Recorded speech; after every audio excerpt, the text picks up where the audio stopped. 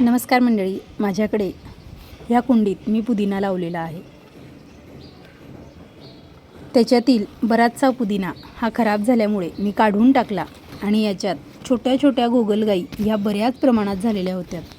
त्यामुळे शक्य होईल तेवढ्या गोगलगाई मी निवडून बाहेर फेकत होते आणि बराचसा जो पुदिना होता तर तो सुद्धा खराब झालेला. आता नवीन त्याला जे आहेत छान असे पानं फुटून येत आहेत. बघा खाली कुठे कुठे तुम्हाला दिसत असेल की नवीन फुटवा त्याला येतो आहे. अशा पद्धतीने खाली याच्या मुळ्या आहेत आणि त्याच्यातूनच हे वर वाढताना दिसतंय.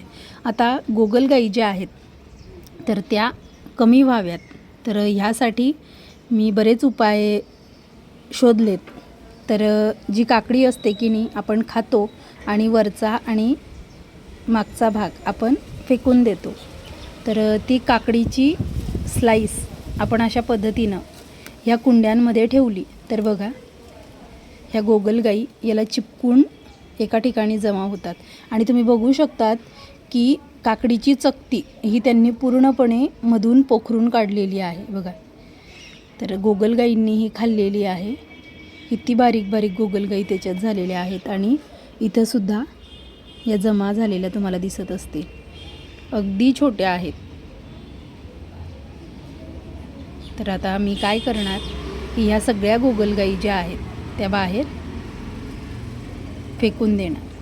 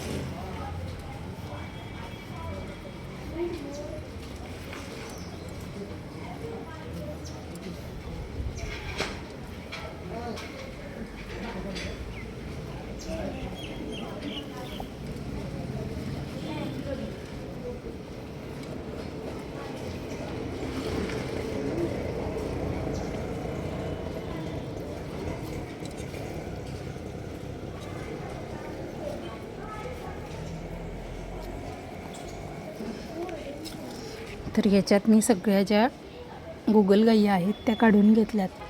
आणखी एका कुंडीमध्ये मी ठेवलेलं होतं ते बघते. तर ह्या कुंडीतसुद्धा काकडीची चकती मी ठेवलेली.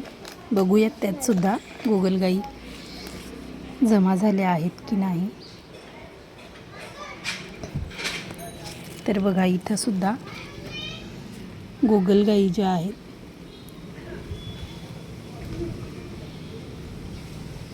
तर त्या जमा झालेल्या आहेत आणि खालीसुद्धा तुम्हाला दिसत असतील.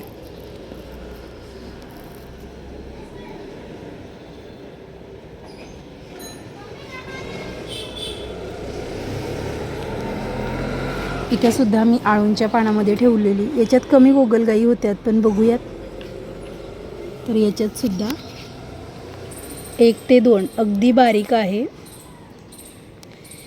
हे बघा इथं तर ती दिसते. ह्या कुंडीत कमी होत्यात गोगलगाई तरी मी ठेवून देते आणि ही काढून घेते.